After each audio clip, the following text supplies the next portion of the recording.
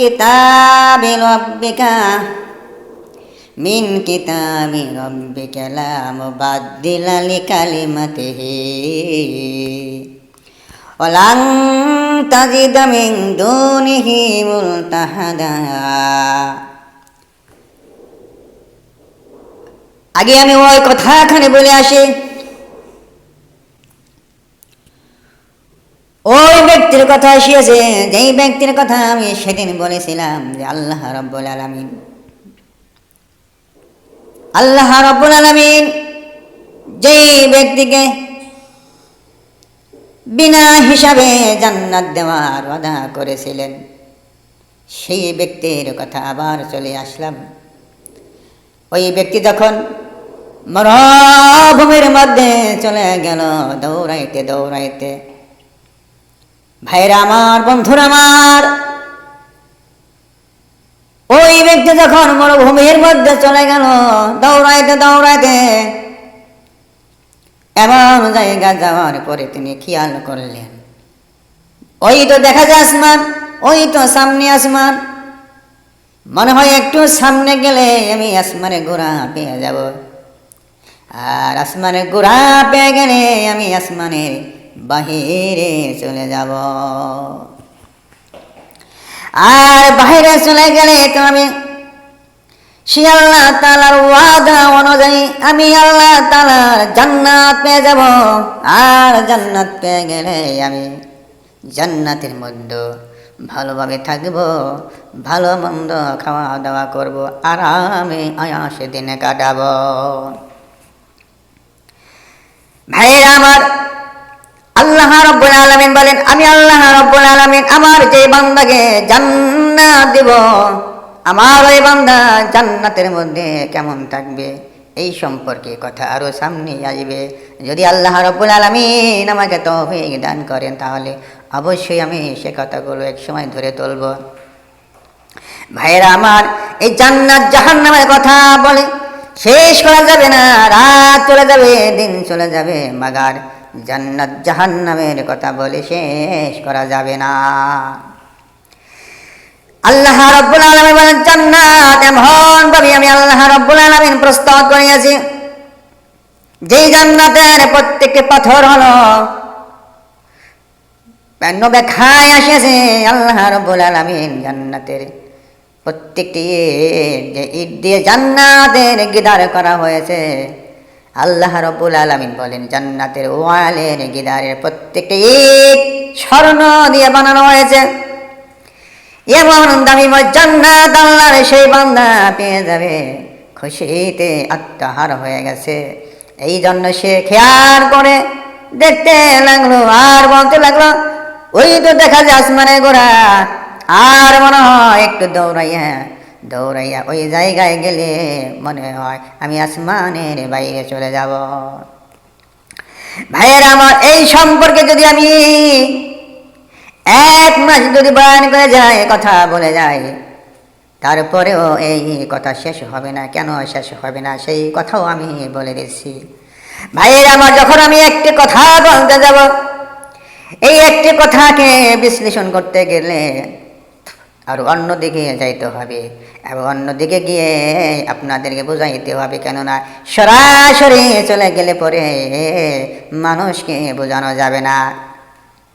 যেমন ব্যাখ্যা আসিয়াছে, আল্লাহর এক বান্দা সাগরের পানি মাপ করার জন্য আল্লাহ তাআলার কাছে আরজি করলেন, ও রব্বুল আলামিন, আমি আপনার একজন বান্দা, আপনার সৃষ্টি, আমি আপনার গোলামি করি, আমি আপনার বন্দেগী ইবাদতে সর্বসময় লিপ্ত থাকি, কিন্তু আমার মনে একটি আশা জেগেছে যে আপনি যে দুনিয়ার জমিনে পানি সৃষ্টি করেছেন, এই পানি আমি সাগরের মধ্যে গিয়ে আমি পানিকে আমি মাপিয়া দেখব আপনি কতখানি পানি সৃষ্টি করেছে। ভাইয়েরা আমার, এই কথাখানি বলার উদ্দেশ্য হইল এটাই যে আল্লাহ রাব্বুল আলামিন বলে, বান্দা তোমাদের মনে যা ধারণা হয় তাই তোমরা বলো বা তোমরা তাই করো, কিন্তু আসলে সেটা তোমরা বুঝো না। ভাইয়েরা আমার, আল্লাহ সেই বান্দা আল্লাহকে বললেন, আল্লাহ তাআলা আপনি পৃথিবীর জমিনে বা পৃথিবীতে আপনি বলেন আপনি কত পানি সৃষ্টি করেছেন। 4 ভাগের 1 ভাগ হলো জমিন, আর 3 ভাগ হলো মাটি, মানে পানি। 1 ভাগ জমিন, 3 ভাগ হলো পানি। এটা আপনি বলেন, আপনার কোরআনে আছে, আমরা বিশ্বাস করি। তারপরে আল্লাহ তাআলা আমার মনে আশা জেগেছে যে আমি আপনার সাগরের পানিকে পাল্লা দিয়ে দেখবো, মানে আমি মাপিয়ে দেখবো, আমি অনুভব করবো, আমি দেখবো আপনি কত গভীর পর্যন্ত পানি আপনি সাগরে সৃষ্টি করেছেন। সেইটাকে আমি আপনার কাছে দেখার জন্য আরজি করলাম। তাফসীরে আসিয়াছে আল্লাহ রাব্বুল আলামিন তার বান্দাকে বলবেন, ও আমার অধম বান্দা, যাও তোমাকে পানি দেখে আসার জন্য পারমিশন দেওয়া হলো। ভাইয়েরা আমার, ওই আল্লাহর বান্দা পানি দেখার জন্য রওনা হয়ে গেল। আল্লাহ রাব্বুল আলামিন বান্দাকে বলে দিলেন, ও বান্দা যাও, তোমাকে পারমিশন দেওয়া হলো, যাও তুমি আমি আল্লাহর পানি দেখে আসো, আমি কতটুকু পানি সৃষ্টি করেছি। আল্লাহর সেই বান্দা পানি দেখার জন্য সাগরের পার থেকে আস্তে আস্তে সাগরের মধ্যে যাইতে লাগলো। অনেকে এখন বলবেন, এমন অধম ব্যক্তিকে যে আল্লাহর সাগরের পানিকে মাপিয়ে দেখবে, এমন সাধ্য কার আছে? হ্যাঁ আছে, আমি বলি আছে, কেননা বলি আল্লাহদের খেলা আল্লাহ ছাড়া আর কেউই বুঝবে না। আপনি কি মনে করেছেন যে আল্লাহর বান্দা আল্লাহর কাছে পানি দেখার ইচ্ছা করেছেন সেই ব্যক্তিকে একটু আটো ব্যক্তি? তিনি কি আমার মতো আপনার মতো ব্যক্তি? না না, তিনি আল্লাহর একজন প্রখ্যাত বুজুর্গ, আল্লাহওয়ালা। এই ব্যক্তি আল্লাহর কাছে পানি দেখার জন্য আবেদন করিয়াছেন, আল্লাহ রাব্বুল আলামিন আবেদন গ্রহণ করিয়াছেন। আল্লাহ রাব্বুল আলামিন বলেন, আমার যদি কোনো বলি আল্লাহ, আমার যদি কোনো বুজুর্গ বান্দা আমি আল্লাহর কাছে কোনো কিছু প্রার্থনা করে, আমি আল্লাহ রাব্বুল আলামিন সঙ্গে সঙ্গে তা কবুল মঞ্জুর করে নেই। ভাইয়েরা আমার, মনে রাখেন ওই কথাখানি, যে কথাখানি ওই যে বিনা হিসেবে জান্নাত দেওয়া হবে, ওই ব্যক্তির কথা মনে রাখিয়েন। আমি ভুলে গেলে আপনারা মনে করে দিবেন, কেননা ওই কথার মধ্যে বিশাল একটি রহস্য রয়েছে, মজা রয়ে গেছে। ভাইয়েরা আমার, আল্লাহর বান্দা পানি মাপার জন্য সাগরের পার থেকে আস্তে আস্তে সাগরের মধ্যে যাইতে লাগলো। তাফসীরে আসিয়াছে আল্লাহর বান্দা যাইতে যাইতে এমন জায়গায় চলে গেছে, একদিন নয় 2 দিন খায় আসিয়াছে। ইতিহাসের পাতায় লিখিয়াছেন আল্লাহর ওই বান্দা যাইতে যাইতে এমন জায়গায় গিয়ে পৌঁছাইয়া গিয়েছেন যেখানে যাওয়ার পরে আল্লাহর বান্দা সামনে যাইতে পারে না, পিছনেও আসতে পারে না। অর্থাৎ ওই ব্যক্তি পানি মাপার জন্য যখন সাগরের মধ্যে চলে গেছেন, এমন জায়গায় চলে গেছেন, 1 দিন নয় 2 দিন নয়, বলা হয়েছে 1 যুগ 12 বছর আল্লাহর সেই বান্দা সাগরের মধ্যে চলে গেছেন পানি মাপার জন্য। এখন আবার প্রশ্ন হবে, আল্লাহর বান্দা কেমন করে 1 যুগ 12 বছর 1 যুগ 12 বছর পর্যন্ত পানির মধ্যে চলে গেল হাঁটতে হাঁটতে? ওই ব্যক্তি কি পানির নিচে চলে যায় না, বা কি সে সাঁতারে চলে যায় না? এই জায়গায় তো রহস্য রে ভাই, এই জায়গায় তো রহস্য। পৃথিবীর মানুষ, এই জায়গায় তো রহস্য, এই জায়গায় তো আল্লাহর ক্ষমতা রয়েছে, এই জায়গায় তো আল্লাহর কুদরত রয়েছে। আল্লাহ রাব্বুল আলামিন বলেন, আমার যদি কোনো বলি আল্লাহ বান্দা, আমার যদি কোনো বুজুর্গ বান্দা বান্দি আমি আল্লাহর কাছে কোনো কিছু দোয়া বা আবদার করে, আমি আল্লাহ রাব্বুল আলামিন তাহার দোয়া ও আবদার কবুল মঞ্জুর করে নেই। আমার এই বান্দা পানিকে দেখার জন্য ইচ্ছা করেছেন, যদি আমি না দেখাই তাহলে কিয়ামতের ময়দানে, হাশরের ময়দানে ওই আমার বান্দা আমার কাছে বলবে, আল্লাহ আমি আপনার কাছে আপনার পানিকে মাপার জন্য দেখার জন্য আশা করেছিলাম, কিন্তু আপনি আমার আশাখানি পূর্ণ করেন নাই। ও আল্লাহ, আজ কিয়ামতের ময়দানে আপনার কাছে আমি আপনার কথাই নিয়ে আমি বিচারে দিয়ে বসলাম, আল্লাহর কথাই আল্লাহর কাছে বিচারে দিয়ে বসলাম। এই জন্য আল্লাহ রাব্বুল আলামিন বলে, বান্দা আমি চাই না কিয়ামতের ময়দানে আমার এই বান্দা আমার কাছে আমার কথাই নিয়ে আমার কাছে বিচার দিবে দেখবা দিবি। আমি আল্লাহ রাব্বুল আলামিন এটা আমি পছন্দ করি না। সেই জন্যই আমি আল্লাহ রাব্বুল আলামিন আমার বান্দার এই দরখাস্ত মঞ্জুর করে নিয়েছি। তাফসীরে আসিয়াছে ওই আল্লাহর বান্দা 12 বছর পর্যন্ত পানির মধ্যে গিয়ে পানির উপর বার করে হাত সামনের দিকে দিয়ে দিয়ে যাইতে যাইতে এমন জায়গায় চলে গেছে এখন আল্লাহর বান্দা সামনেও যাইতে পারে না, পিছনে আসতে পারে না, পানি আর পানি, পানি আর পানি। এই সময় আল্লাহ রাব্বুল আলামিন ঘটনা ঘটাইয়া দিলেন। ভাইরা আমার শেষ করে দিয়ে দেখি এদিকে গেলে আমি আবার ওই আল্লাহর বান্দার কথা বলার সময় পাবো না। আল্লাহ রাব্বুল আলামিন বলেন, বান্দারে ও বান্দা, ও আমার বান্দা বান্দিরা, তোমরা জানো না আমি আল্লাহর ক্ষমতা কত বাড়ি, ক্ষমতা কি পরিমাণ তোমরা তা বুঝতে পারবা না। আল্লাহর ওই বান্দা এমন জায়গায় যাওয়ার পরে বলতে লাগলো, ওই তো দেখা যায় আসমানে গোড়া, ওই জায়গায় গেলে হয়তো আমি আসমানের বাহিরে চলে যাব। কিন্তু এইরকম করতে করতে আল্লাহর ওই বান্দা বলা হয়েছে 7 দিন পর্যন্ত একাধারে দৌড়াইতে দৌড়াইতে পেরেশান হয়ে গেছেন।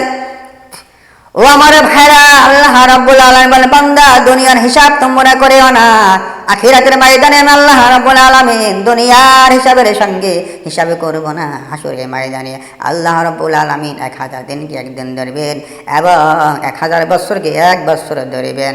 ও আমার ভাইরা, আমি যে বললাম 7 দিন পর্যন্ত আল্লাহর বান্দা ওই মরুভূমির মধ্যে দৌড়াইতে সাগর আসমানের বাইরে যাওয়ার জন্য চেষ্টা করেছিল। বাইরে আমার বন্ধুরা আমার, তাহলে আপনারা ধরে নিন এই হিসাবও কিন্তু আল্লাহ তাআলা কিয়ামতের ময়দানে হিসাব অনুযায়ী করে নেবেন। এইরকম করতে করতে যখন আল্লাহর বান্দা আসমানে গোড়ায় যাইতে পারে না, যত দূর যায় ততই সামনে আসমান দেখা যায়, যত যায় ততই আসমানের সামনে দেখা যায়। এইরকম করতে করতে আল্লাহর সেই বান্দা হাঁপায়ে গেছে, অস্থির হয়ে গেছে, পেরেশানি হয়ে গেছে।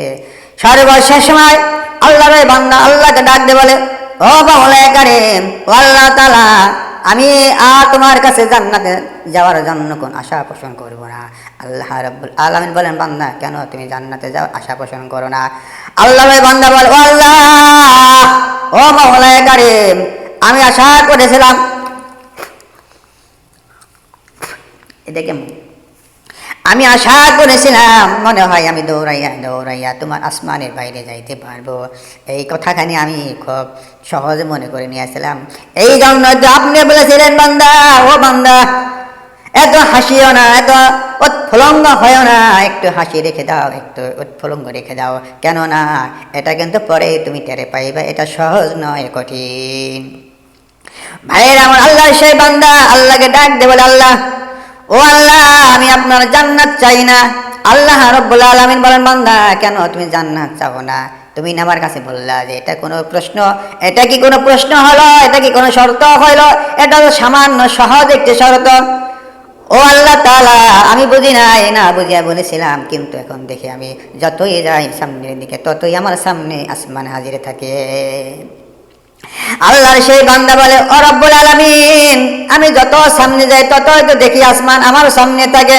আমি তো আসমানকে পেছনে ফেলতে পারি না, আমি তো আসমানকে পাস করতে পারি না, আসমান তো আমার সামনে থেকে যা। ও মাওলায়ে কারীম, ও আল্লাহ তাআলা, আমি আপনার কাম, আমি আপনার জান্নাত চাই না, জান্নাত চাই না, জান্নাত আমাকে দিতে হবে না, কারণ আমি আসমানের বাইরে যাইতে পারবো না। ও আল্লাহ তাআলা, আমি আপনার কাছে ক্ষমা প্রার্থী, আমি আপনার কাছে ক্ষমা চাই, আমি আপনার কাছে মাপ চাই, দয়া করে মেহেরবানি হয়ে আমাকে ক্ষমা করে দেন।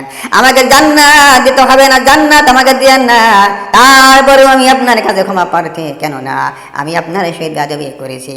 আমি বলেছিলাম আপনার আসমানের বাইরে যাব, কিন্তু না, এটা আমি তো দূরের কথা, কারো পক্ষে সম্ভব নয়। আসমানের বাইরে যাওয়ার মতো ক্ষমতা পৃথিবীর কোনো মাখলুকেরও নাই।